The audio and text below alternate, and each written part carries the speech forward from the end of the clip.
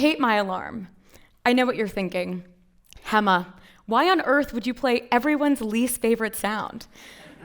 For the morning people in the room, maybe this sound excites you. For the normal people, however, I'm sure this is the last thing you wanted to hear. For me, this alarm triggers way more than my morning routine. 3 years ago, during my first semester of law school, I woke up to that sound as I had every day before. But this time, something felt different. I startled awake, short of breath, heart pounding, sweat pouring down my face. I sat up in bed trying to calm myself. You must have had a bad dream, I thought to myself, or maybe that annoying alarm startled me just a little bit more than usual. Seeing as it was almost 8 o'clock, I threw my legs over the side of the bed, placed my feet on the ground, felt the cold floor beneath them, and stood. I immediately felt the need to sit again. My heart was still racing. I cautiously shuffled to get my Apple Watch, placed the watch over my wrist, and waited for the beating digital heart to stop buffering. It read 180 beats per minute. Throughout that day, my heart rate remained between 140 and 180 beats per minute when standing. This began a 3-year-long journey of fighting for a diagnosis for an invisible disability, all while navigating life and law school. Everything changed for me, literally overnight. I was suddenly a law student with an invisible and undiagnosed disability in a profession that glorifies long hours and overwork. But through balance, perspective, and openness, I've learned that disability doesn't mean incapability. It can actually be a competitive advantage. The legal profession demands a lot. Law school requires 3 years of study post-undergrad, studying for the bar exam, being graded against your classmates and friends, working towards competitive postgraduate fellowships, clerkships, and jobs, and also maintaining a sense of self.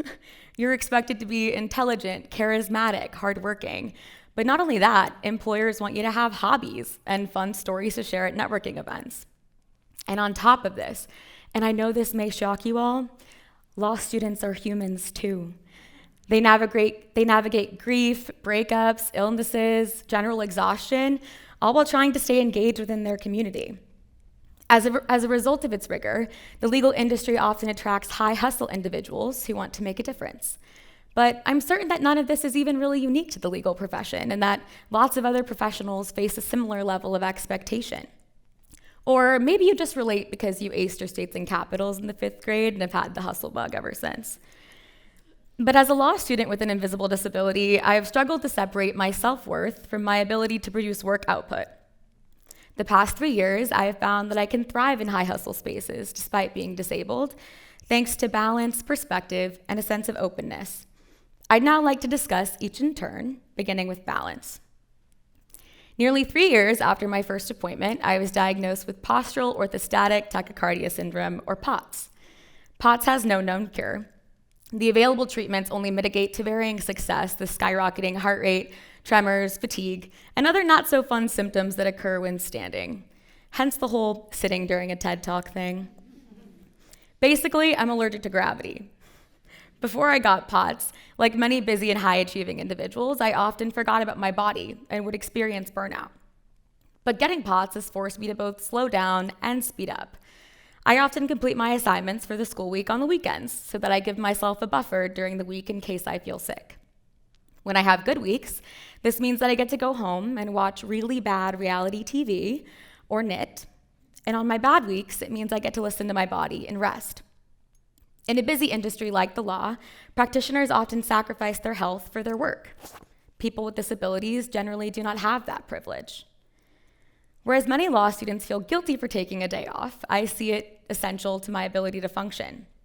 Contrary to common belief, studies show that pacing actually benefits productivity long-term. Those of us with disabilities have to implement balance in our daily routines, a lesson both for people with disabilities and without them. Balance not only allows people like me to rest, but also contributes to my capacity to function and to maintain a positive outlook. And on that note, I'd like to discuss openness and perspective. Nothing is ever that serious. In high-hustle environments, every day and every task can feel high stakes. But it's imperative to remember that, especially in these spaces, everything exists in a vacuum. And when you're forced out of that vacuum, you realize that very little matters more than your health. Perspective is critical.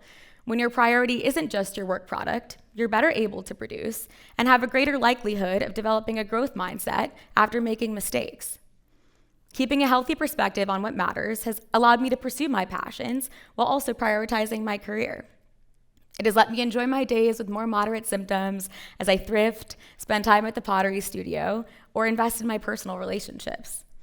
It has given me the mindfulness needed to push through difficult days while being kinder to myself. And through this perspective, I have continued producing work products I am proud to share. In keeping ourselves grounded through perspective, we can embrace the hustle without losing ourselves to it. Despite the ways becoming sick has helped me, it also has been difficult, as you can imagine. It's been difficult to discuss publicly without fear of judgment or misconception from those in the legal industry. But being open with friends, coworkers, and employers has allowed me to be true to myself and lean on my community when I can't do it alone. My illness is invisible. If I don't vocalize that I'm sick, nobody will know. As fiercely independent, no, not stubborn, who said that? This is difficult. Asking for help could give me more energy for future tasks and assignments, and people are often more than willing to step in. But it's difficult to ask for assistance or even know when you need it. There is no tried and true model, but I have found that being open about my situation and coping through humor makes the people around me aware that I face unique struggles. When sharing our struggles, we invite other people to participate in our journey and recognize we deserve the kind of compassion and care that we would so freely give to others. The more I've discussed my experiences openly with chronic illness, the more I've been met with stories from lawyers, law students, and other professionals who've dealt with something similar. That said, I understand the world and legal community is not always welcoming, shocking, and that not everyone is as comfortable sharing their story as I have become. Not all individuals in high hustle environments feel empowered by this level of openness, and not all employers are so friendly to working with people with disabilities. The fear people with disabilities have regarding this vulnerability is valid, but the more visible we are, the more people will be forced to confront that we not only exist, but we thrive in all spaces, especially high hustle ones. When I first developed POTS and began vocalizing my symptoms, some of the people closest to me asked me if I wanted to drop out of law school. Now when I share my story, people ask me why I didn't. I believe people say this in part from a place of concern, but also in part from a place of ignorance about those of us with disabilities. About 70 million American adults reported having a disability in 2022. That's more than 1 out of every 4 adults in the country. By that math, each of you in the room likely has dozens of friends with disabilities. So with tens of millions of disabled people in the United States, it is imperative that we stay visible and continue to challenge the stigma regarding people with disabilities in high-pressure environments like law school. We are everywhere, and we are doing really awesome things, like giving TED Talks. When I began this talk, I played this really fun sound. In the mornings, it's jarring enough to send enough adrenaline through my body that my hands shake and my heart tremors, or my heart rate accelerates, even with medication. At the same time, it's a sign that another day has begun. A day where I can practice balance, keep perspective, maintain openness, and positively represent a community that has both educated me and embraced me as my life changed, literally overnight. Despite the common misconception that disability means incapability, in many ways, getting sick in law school has actually made me more successful and has unlocked my potential. Success doesn't have to mean exhaustion. Hustle culture isn't about who works the hardest, it's about who works the smartest. And sometimes the smartest thing you can do is rest. Sometimes slowing down is the ultimate key to professional and personal success. Thank you.